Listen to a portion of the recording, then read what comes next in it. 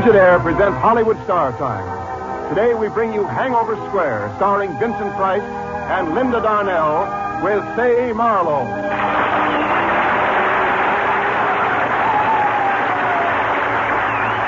Each week at this time, Frigidaire brings you radio versions of Hollywood's finest motion pictures with Hollywood's greatest stars.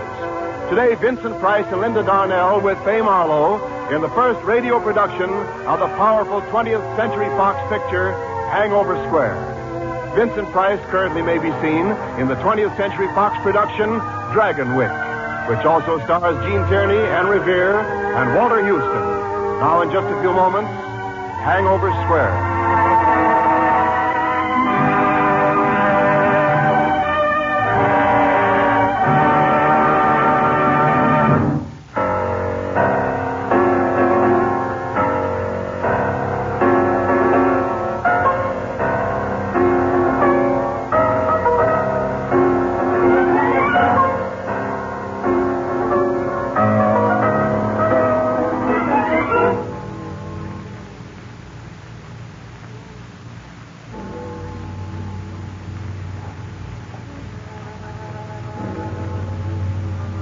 Midnight. In the empty streets of London of 1903, wormed and drifted the fog.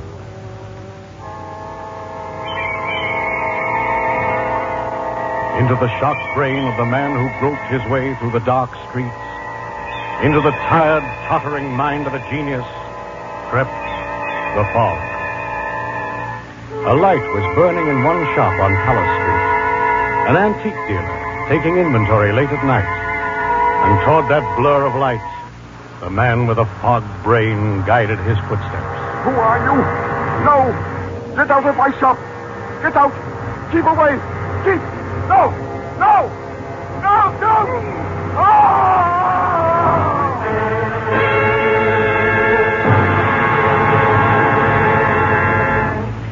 Morning. The well-appointed semi-basement studio of George Harvey Bow, musical genius. Hangover Square, London. 3 times around the square to cure a hangover, they used to say, in London of 1903.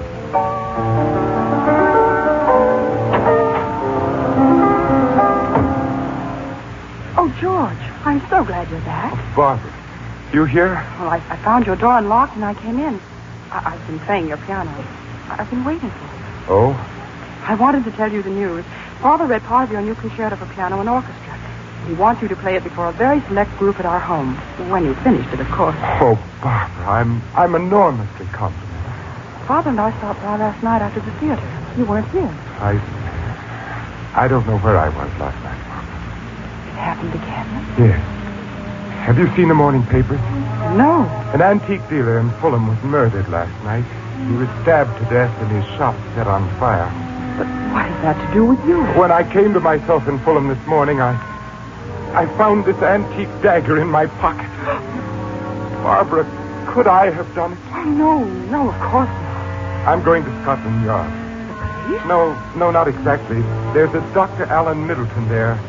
He's written several fine books on criminology. He has some new ideas about the mind, the psychology of crime. I must see him. Well, I'll go with you, George. I must.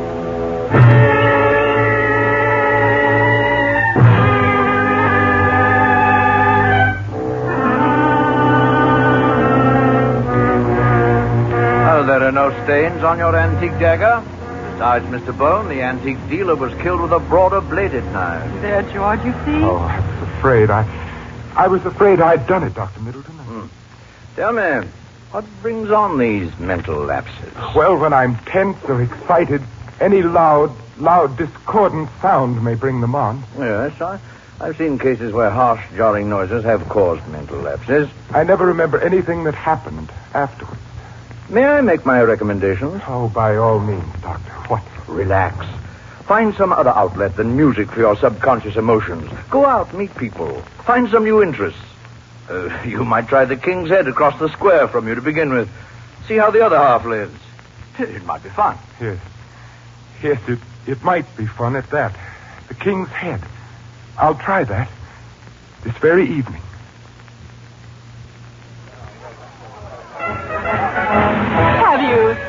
Joe. Where the dickens can he be? Have you seen Joe? No, where on earth is he? Harry's here and Larry's here and Jerry, Jack, and Jim. But Joe has flew the coop. We ain't seen eyes or air of him. Have you seen Joe? Joe is vanished in thin air. Have you seen Joe? No, he ain't anywhere.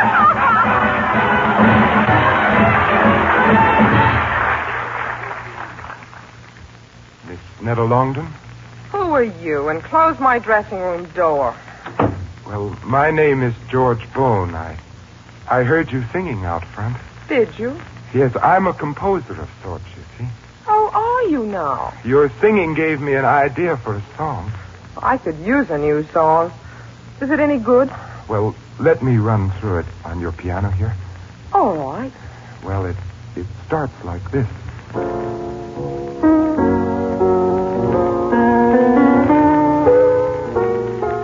That's not half bad. Not bad at all. In fact, it's very good. Oh, thank you, Miss Longdon. Just call me Netta, George.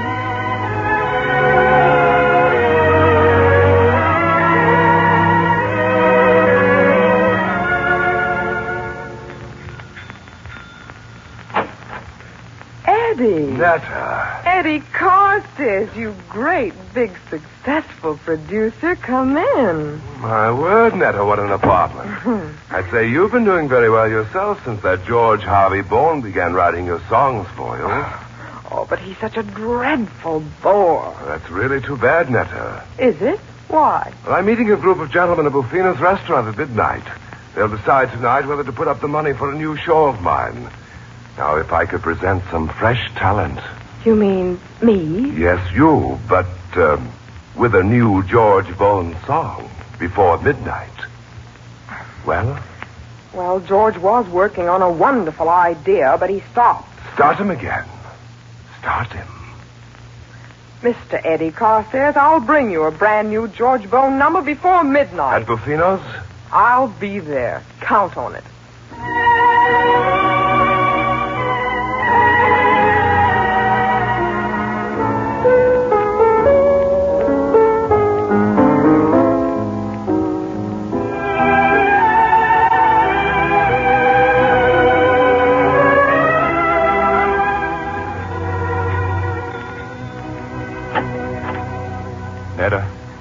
Netta, I've brought the song. It's finished. Oh, thank you, George. Well, may I come in and play it for you? Oh, George, it's so late. May I have a song copy? Oh, but you said any time before midnight. But I have such a beastly headache, really, George. May I have the song? All right. Here. I'm sorry about your headache, Netta. Can I get you something? Oh, thank you, darling. I'd just rather go to sleep. Do you mind awfully, George, dear? No, Netta, I just thought... You are a dear. Good night, George. Good night.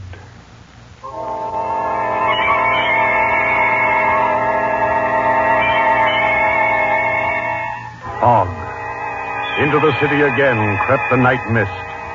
Across the city strode George Harvey Bone, bitterly lonely and disappointed. There was a place that was always a glow of translucent yellow in the night fog, a place of warmth and gaiety and companionship, sought out by the people of the theater and of the arts. Buffino's. Everyone went there. One more round of champagne, Netta, my beautiful, Netta, my newest star. We have triumphed. To the next Eddie Carstairs production, Gay Love. To Georgie Porgy Bone, my favorite genius. Oh, bother George Bone. You better bother him, because we'll need more than just one of his magical songs for this show. So better. Oh, bother, it's George. Now you're in for it. Netta, you told me you had a headache. Well, I had. Mr. Carstairs sent for me just 10 minutes ago on business. But you couldn't have dressed and come here so soon. Are you going to make a scene, George? You must have been practically dressed when I spoke to you. You knew you were going out then. Eddie, take me home. Come along, Netta. Oh, Netta, wait. Sometimes you can be a miserable bore, George. Oh, Netta. Excuse me, monsieur, but is something the matter? No, nothing. Thank you. As you say, monsieur. George. Oh, Barbara, you here too? Well, Father and I stopped in after the concert. Will you join us? No, thank you. George, how much longer are you going to waste your talent on someone with no ability and less reputation? Isn't that my affair, Barbara? Well, in the end, you'll kill your inspiration and you'll be left flat, just as she left you a moment ago. Let me alone. Very well, George. If you have anything you'd like to say to me, I'll be home in half an hour. Good night. Oh, mademoiselle, be careful! Stop it. Noise. Discord. Horrible discord. Sometimes you can be a miserable bore, George. Shame. Humiliation. George Harvey Bone, promising young composer, publicly humiliated. If you have anything you'd like to say to me, I'll be home in half an hour. Kill.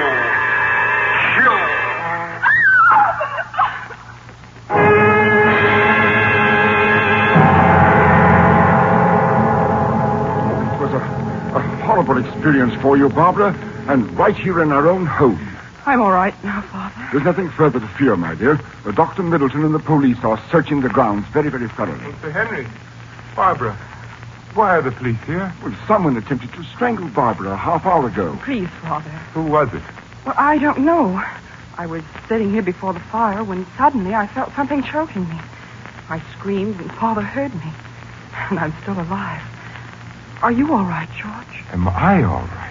I hurt you very much tonight. Oh, Barbara, I deserved it. I broke my promise about the concerto. Hey, what's that? Will you keep your promise now, George? Will you finish your concerto? Yes, Barbara, I will. I'll stay with it to the very end. Oh, thank you, George. Thank you.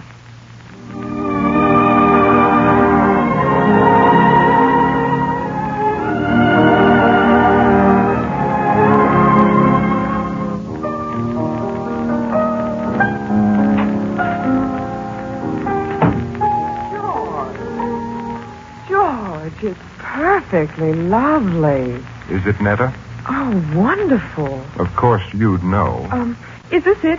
Does it go like this? Oh, no, Netta. That's the wrong tempo. Oh, it's my tempo, George. Listen. When two lips breathe a flame, and two eyes bring sighs that betray love. Oh, Netta, I've missed you so much. My new show opens November the 5th, George. Guy Fawkes Day. Why aren't we working on it together, George? I need songs. I need you, Netta. You could have me, George. When two lips breathe a flame. Oh, George, play it. Play it that way for me. Yeah.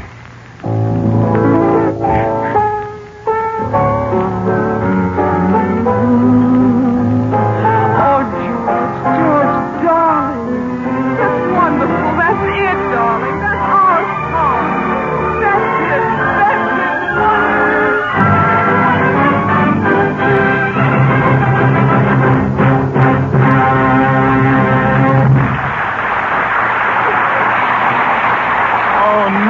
Netta, darling, the show is a great success. Oh, you were magnificent. You might close my dressing room door, George. Oh, I'm much too excited to make sense, darling. Opening night, the great success, the children outside lighting enormous bonfires and burning effigies of Guy Fawkes. All that and something else, Netta. Yes, George? Netta, I want you to marry me. Marry you?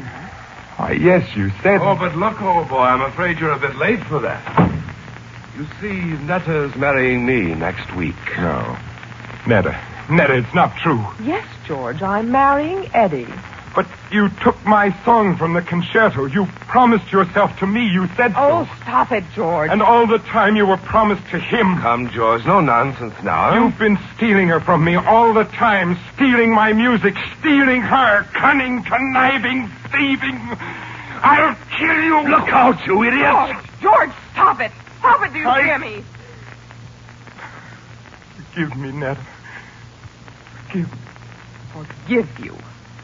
Get out of here, you lunatic. Netta. Get out. Get out. Get out!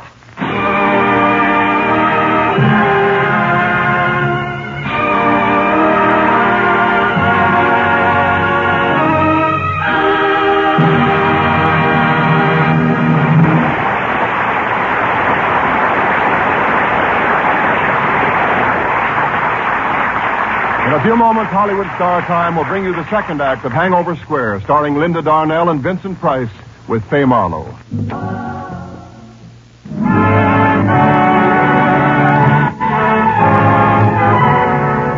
Hollywood Star Time continues now with the first radio presentation of the 20th Century Fox picture Hangover Square, starring Vincent Price and Linda Darnell with Fay Marlowe.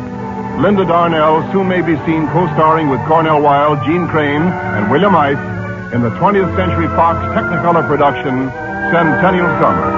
Now Act 2 of Hangover Square.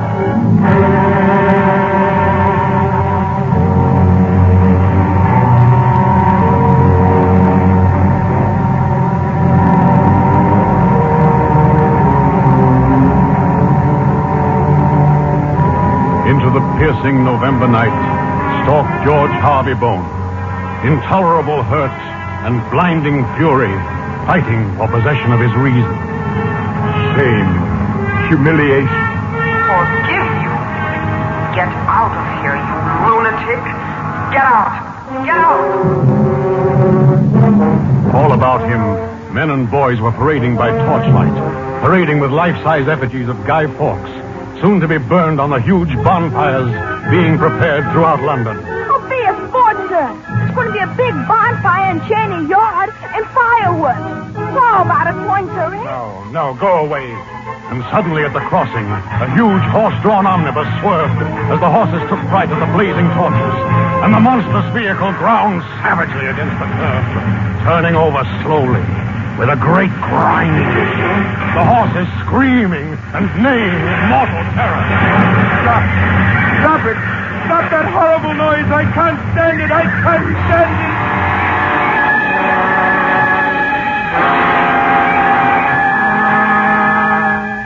Get out of here, you lunatic. Shame. Humiliation. Get out of here. Get out. Get out. Get out. Kill. Get out. Kill. Get out. Kill. Get out. Kill.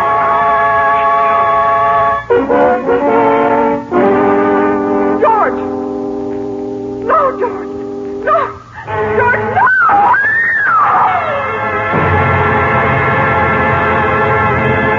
That'll be a big bonfire in Cheney Yard, sir. That's it. Fire. Magnificent, cleansing, consuming fire. Fire. Fire.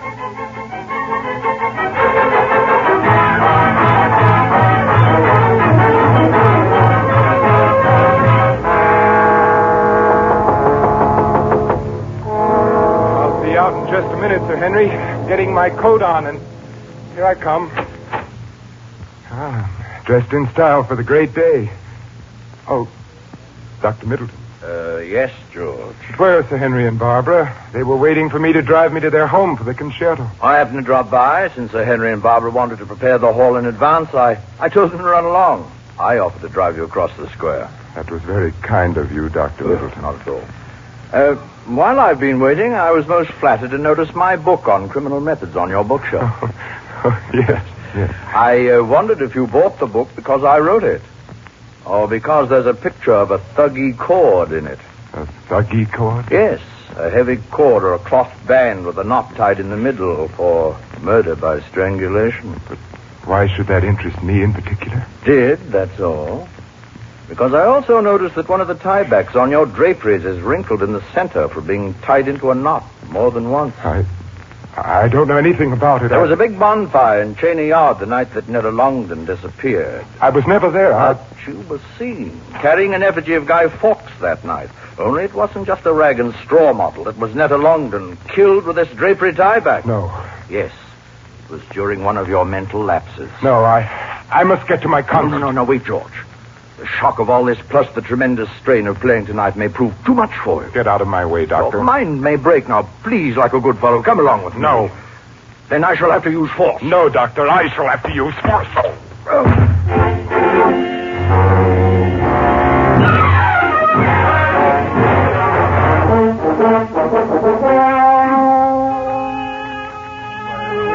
Oh, here comes George now, Father. Oh, good.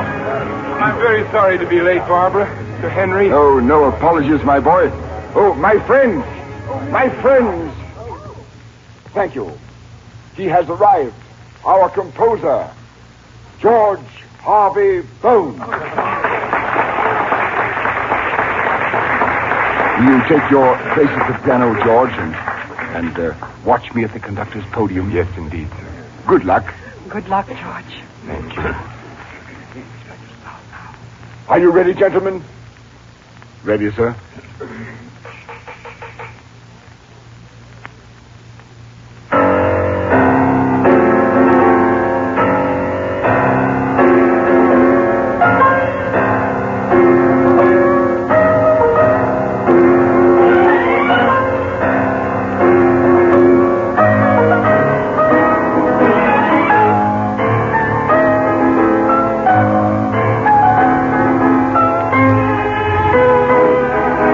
Concerto for piano and orchestra.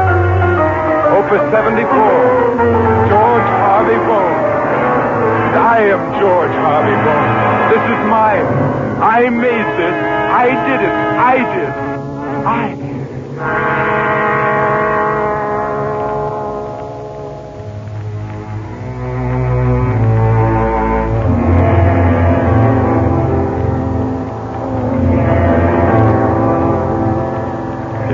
My concerto. My concerto.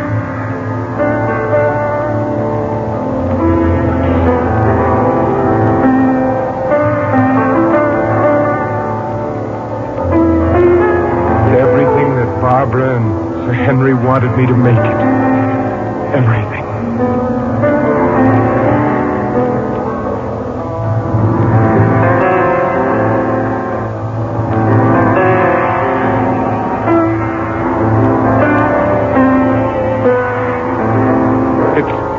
Middleton.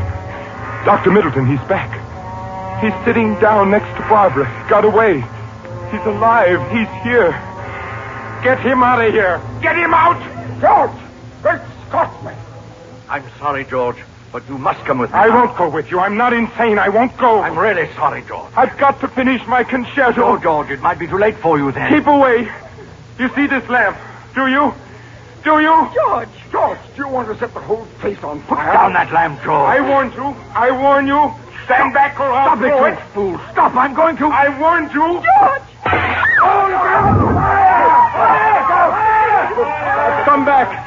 You've got to stay and hear my concerto. George, please. We've got to get out of here. Now let go of me. George, please. Come on. No, I've got to finish. Everyone must stay. Now, loose, Barbara. We've got to leave him. No, I won't go. He'll die here. If we don't go, we'll all be caught. Look, it's all on fire. Come on, Barbara. Come on. George, Come on. please. Come on, Barbara. But come back. The audience must stay. The musicians must stay. Audience, musicians, come back.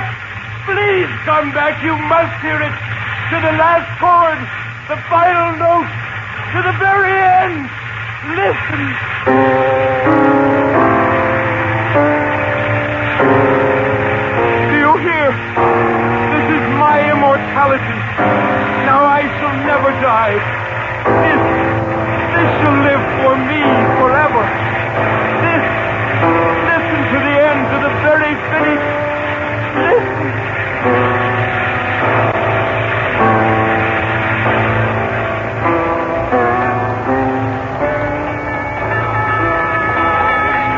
The fire engines now, but the house is a mass of flames. Listen. It's the end. Listen, he's going to finish it after all. Just as he promised. Oh, it's magnificent. Bravo, George Harvey Bone. Bravo. Goodbye, George. Well done, my darling.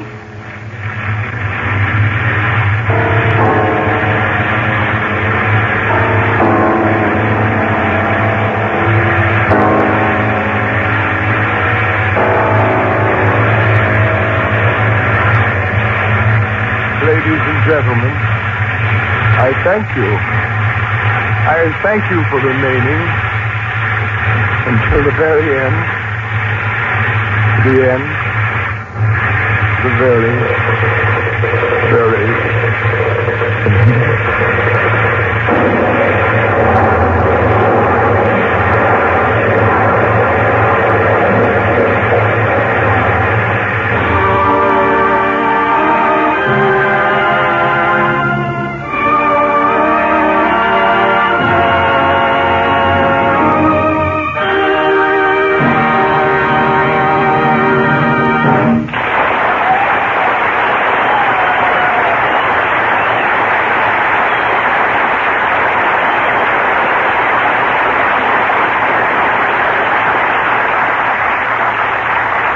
Indeed, a truly magnificent performance. We say thank you, Vincent Price, Linda Darnell, and Fay Marlowe, and thanks to the splendid supporting cast, Joe Kearns, Carlton Young, John Brown, Herbert Rollins, and Jerry Farber. Vincent Price will return in just a moment. The radio adaptation of Hangover Square was written by Milton Geiger. Ignat Tillsberg was at the piano, and the music was supervised by Alfred Newman. The entire production was under the direction of Robert L. Redd. Hollywood Star Time is presented each week at this time with the best wishes of your Frigidaire dealer, who invites you to come in and learn about the famous line of Frigidaire home appliances. Electric refrigerators, electric ranges, electric water heaters, home freezers, and a wide variety of refrigerating and air conditioning equipment for homes, farms, stores, offices, and factories.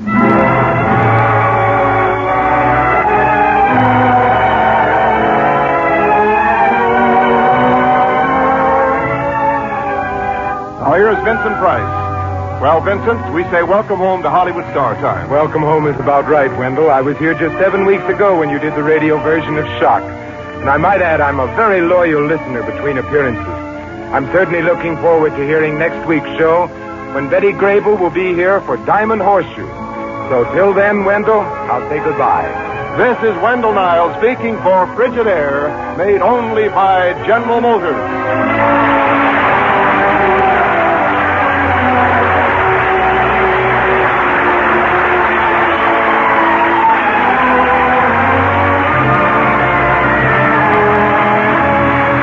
This is CBS, the Columbia Broadcasting System.